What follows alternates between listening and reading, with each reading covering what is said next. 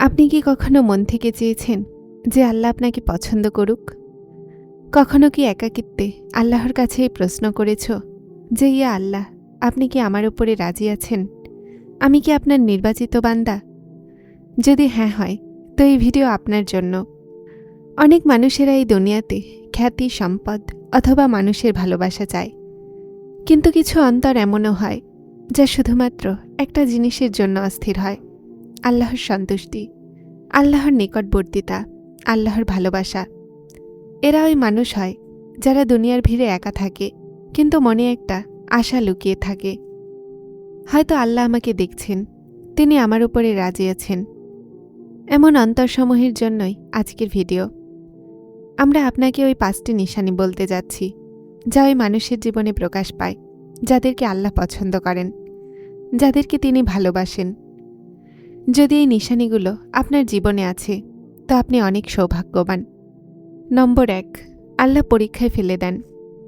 হাদিসে আছে, যখন আল্লাহ কোনো বান্দাকে ভালোবাসেন তো তাকে পরীক্ষায় ফেলেন। কখনো আপনার নিজের থেকে আপনজনেরা দূরে সরে যায়, কখনো জীবনে ক্ষতি এসে যায়, কখনো শারীরিক অসুখ অথবা অন্তরের কষ্টের মুখোমুখি হতে হয়।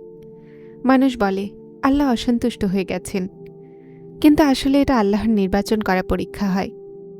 হজরত আয়ুব আলাইহিসসালামের উদাহরণ নিয়ে নাও। বছরের অসুস্থতা, একাকিত্ব, কিন্তু জবানে অভিযোগ নেই। কেন? কেননা তিনি জানতেন যে এটা আল্লাহর পরীক্ষা, আর এটাতেও তার ভালোবাসা লুকিয়ে আছে। যখন আল্লাহ কোনো বান্দাকে পছন্দ করেন তো তাকে দুনিয়ার সহজ রাস্তাতে চলতে দেন না, বরং তাকে সেই রাস্তাতে চালান যেখানে প্রতিটা কদমে সবর চাওয়া হয়, সব শ্বাসে বিশ্বাসের পরীক্ষা করা হয়, আর প্রতিটা দোয়াকে নীরবতায় মুড়িয়ে ফিরিয়ে দেয়া হয়। কিছুক্ষণের জন্য এই পরীক্ষাগুলো আসলে ভালোবাসার মোহর হয়, সেই রাস্তা যেগুলোতে আল্লাহ তার বিশেষ বান্দাকে চালান যেন তাদের ঈমান পরিশুদ্ধ হয়, সেই রাস্তা যেগুলোতে আল্লাহ তার বিশেষ বান্দাদেরকে চালান যেন তাদের ঈমান পরিশুদ্ধ হয়, তাদের মন শুধুমাত্র তার সাথেই জুড়ে যায়, আর সে দুনিয়ার থেকে বিমুখ হয়ে আল্লাহর নিকটে এসে যায়। যদি আপনার জীবনে বারবার দুঃখ আসে, যদি মানুষেরা বদলে যায়, যদি আপনার একাকিত্ব ঘিরে নেয়, তো থেমে যান আর ভাবুন, এটা কি শুধুমাত্র কাকতালীয়, নাকি কেউ আছে যে আপনাকে বিশেষ বানানোর জন্য ভাঙছে? আল্লাহ পরীক্ষা করেন যেন মন সাফ হয়, নিয়ত পাক হয়, আর সেই বোঝা যা রবের থেকে দূরে রাখে সেই সব কেড়ে নেওয়া হয়। যে পরীক্ষাগুলো সহ্য করেন সেটা আল্লাহর নিকটে যাচ্ছে। এই দুঃখ, এই একাকিত্ব, এই অশ্রু হয়তো দোয়া নয়, বরং আল্লাহর নির্বাচন।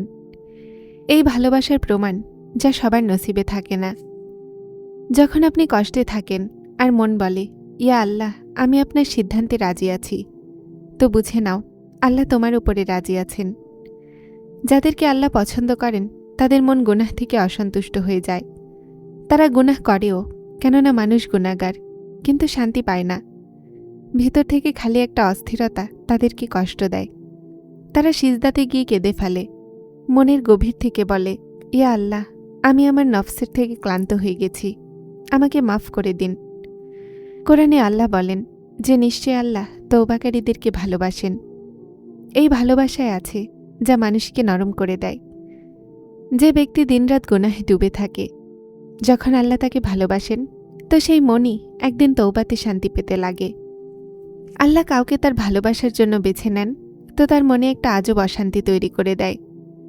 সেই অস্থিরতা যা পাপ করার পরে শান্তিতে থাকতে দেয় না, সেই নীরব অস্ত্র যা অন্তরকে চিরে দেয়। এটা আল্লাহর নিয়ামত যে মানুষ গুনাহ করে আর তারপর পস্তায়। সেই অনুশোচনা যা সাধারণ দিনে থাকে না, সেই অনুভূতি যা সব চোখের নসিব হয় না। আল্লাহ যখন কোনো বান্দাকে চান তো তার মনে গুনাহের বোঝা ভারী করে দেন, সেই বোঝা যা দুনিয়ার কোনো জিনিস হালকা করতে পারে না, শুধুমাত্র তওবাহের অশ্রু ছাড়া। আর এটাই হলো সেই মূল্যবান মতি যা আল্লাহর সবচেয়ে নিকটে থাকে। যদি মনে অনুতাপের আগুন জ্বলছে তো বুঝে নিন যে আপনি একা নন, বরং আল্লাহ আপনার নিকটে আছে।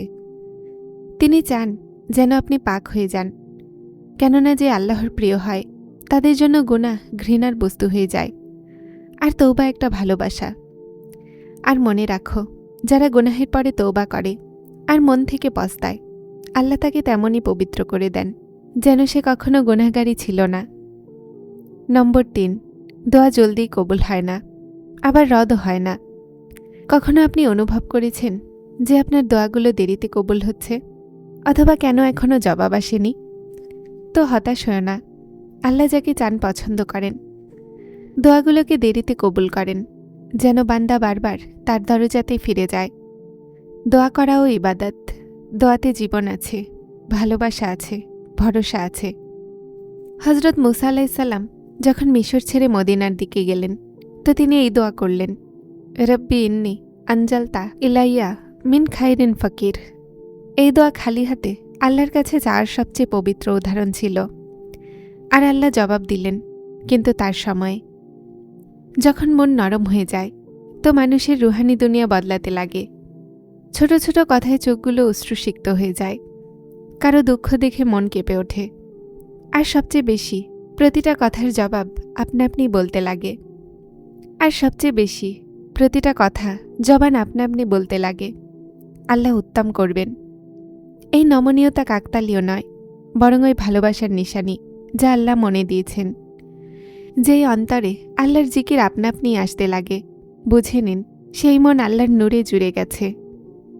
আপনার দোয়া হয়তো এখনও পূরণ হয়নি, কিন্তু আল্লাহ সেটাকে যত্নে রেখেছেন। আর যখন সেটা সময় আসবে, তো সেটা এভাবে কবুল হবে যে আপনি সিজদাতে কেঁদে দিবেন। নম্বর 4, সম্পর্কগুলো কেড়ে নেওয়া হয়। কখনো কখনো আল্লাহ আপনাকে মানুষের থেকে দূরে করে দেয়। সম্পর্কগুলো বদলে যায়, নিজের মানুষেরা দূরে চলে যায়, মন ভাঙে। কিন্তু এই সব বিনা কারণে হয় না।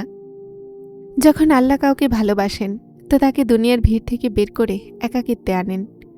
কিন্তু সেই একাকিত্ব খালি হয় না, বরং শান্তিতে ভরা থাকে। এমন মানুষ দুনিয়াতে থাকে, কিন্তু তার মন শুধুমাত্র রবের সাথে জুড়ে থাকে। হোক সে বাজারে, জবানে আল্লাহর জিকির থাকে, অথবা সফরে থাক, তখনও আল্লাহকে স্মরণ করে। সে কাঁদেও তো দোয়া হয়, হাসেও তো শুকরিয়া হয়। আর আল্লাহ তার স্মরণের মিষ্টতা কাউকে অনুভব করিয়ে দেন, তো দুনিয়ার কোনো কিছুই তাকে আর শান্তি দেয় না। সে এই মুহূর্তকেই খোঁজে যেখানে সিজদা থাকে, দোয়া থাকে, অথবা আল্লাহর সাথে করা একাকিত্বের কথোপকথন।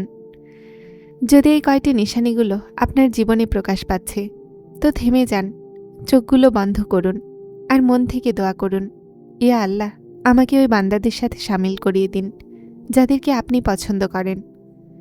আমাকে ওই রাস্তাতে চালান যেখানে আপনার দয়া থাকে, আপনার রহমত থাকে, আপনার সন্তুষ্টি থাকে, আর আপনার ভালোবাসা থাকে।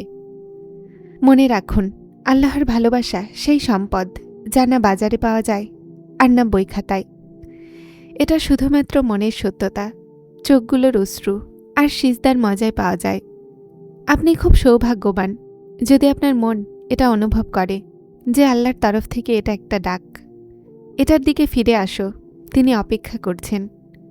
আল্লাহ আপনার মনের উপরে মলম দিক, আপনার ভিতরের ভাঙা অংশগুলোকে জুড়ে দিক, আপনার অশ্রুগুলোকে কবুলিয়ত বানিয়ে ফিরিয়ে দিক, আর আপনাকে ওই সবর, ওই শান্তি আর ওই খুশি দিক যা শুধুমাত্র তার দরজাতেই পাওয়া যায়।